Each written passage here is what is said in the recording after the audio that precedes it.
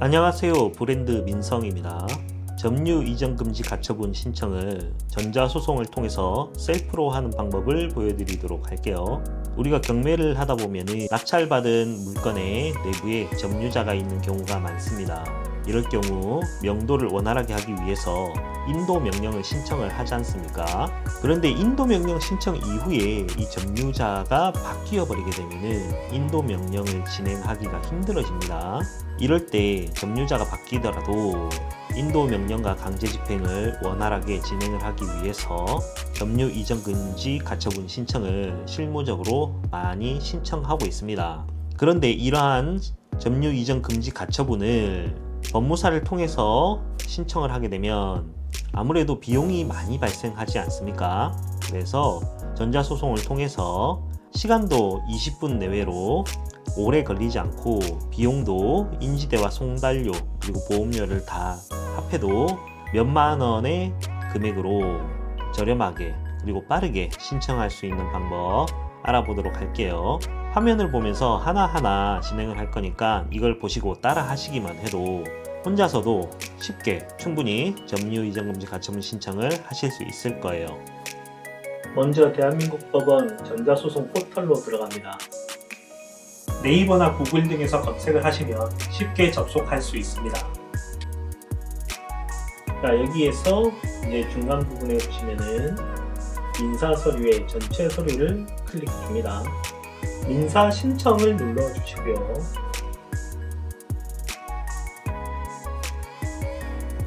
자, 민사 가처분 신청서를 클릭합니다.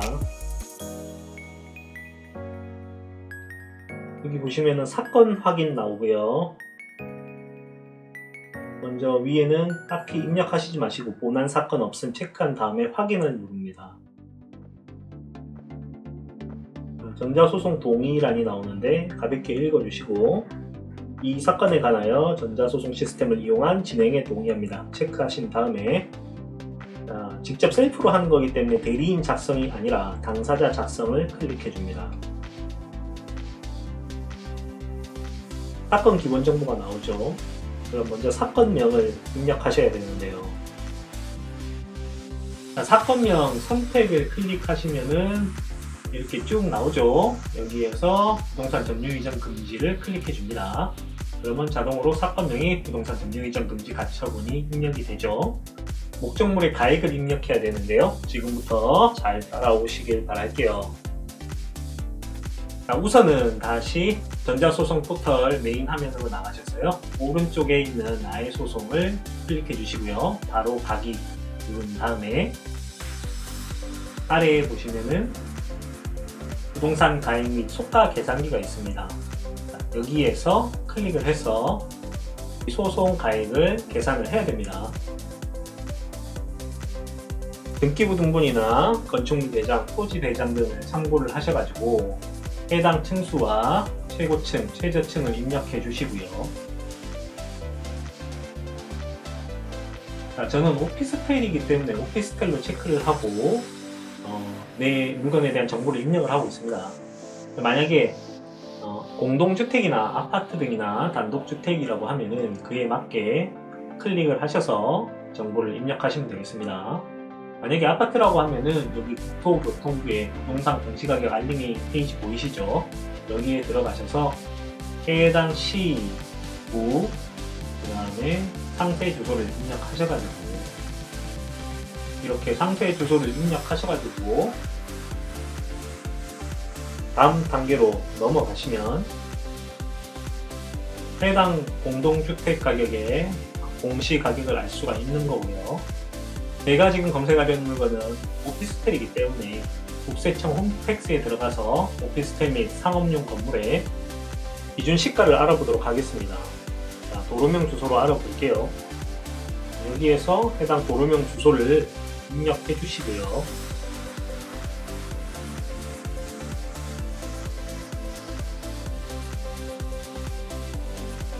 자, 검색 버튼을 누르시고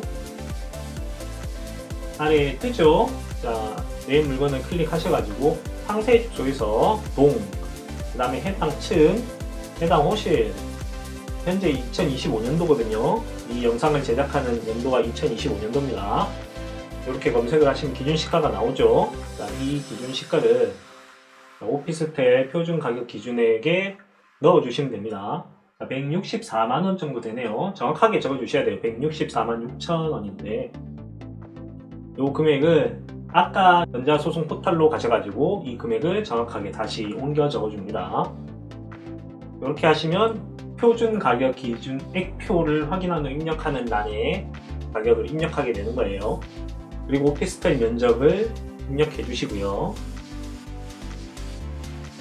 그런 다음에 건물의 인도, 명도, 방해 제기를 구하는 소, 요거를 선택하시면 됩니다.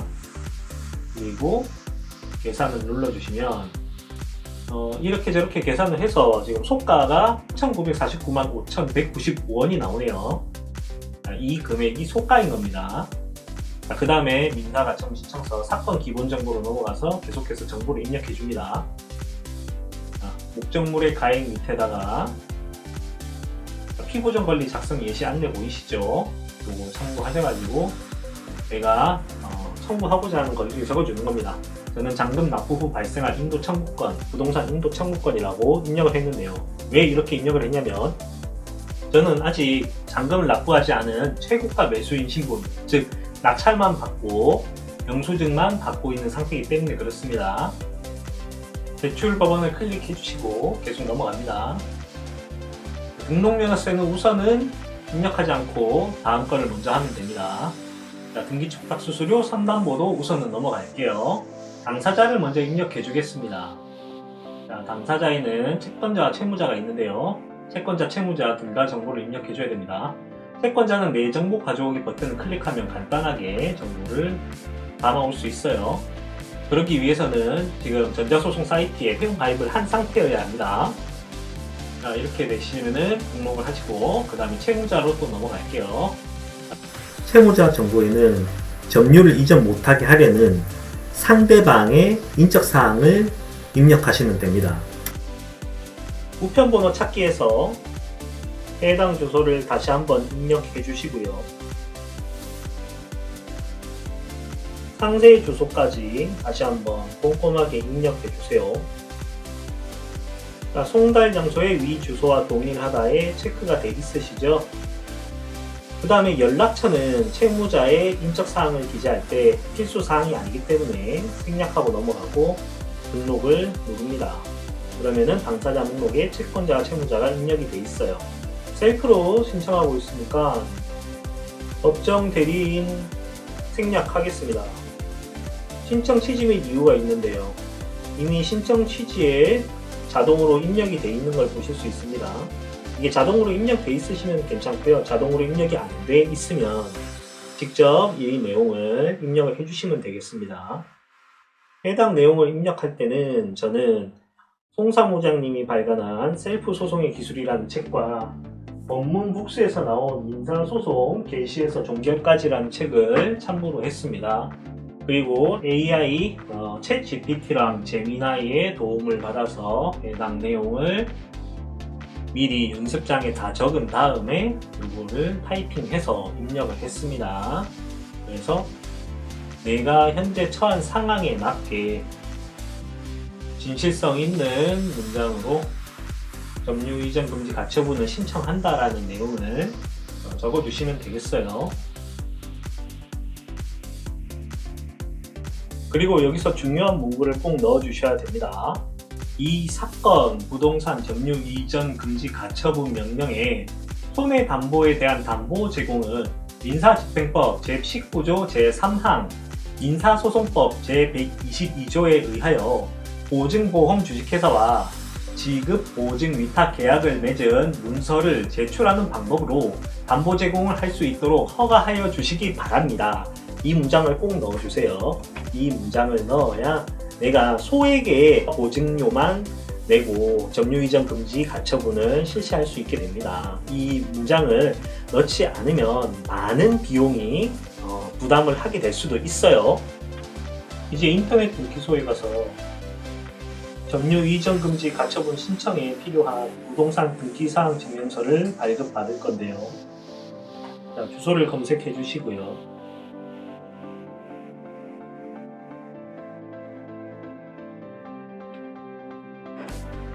내 해당 물건 호실을 찾아서 선택을 해줍니다. 자, 여기 체크해 주시고 다음 눌러주세요. 여기서 또 중요한 게 있습니다. 자, 용도 및 추가사항 선택할 때 용도를 반드시 전자 발급 전용, 집행 등 전자 소송용으로 체크를 하세요. 여기에 체크를 하시고 등기사항 증명서를 발급받으신 다음에 전자소송 사이트에 다시 돌아가시면 따로 등기 번호를 입력하실 필요 없이 자동으로 입력이 가능합니다. 자, 이렇게 다음 버튼을 누르고 계속 진행을 하시면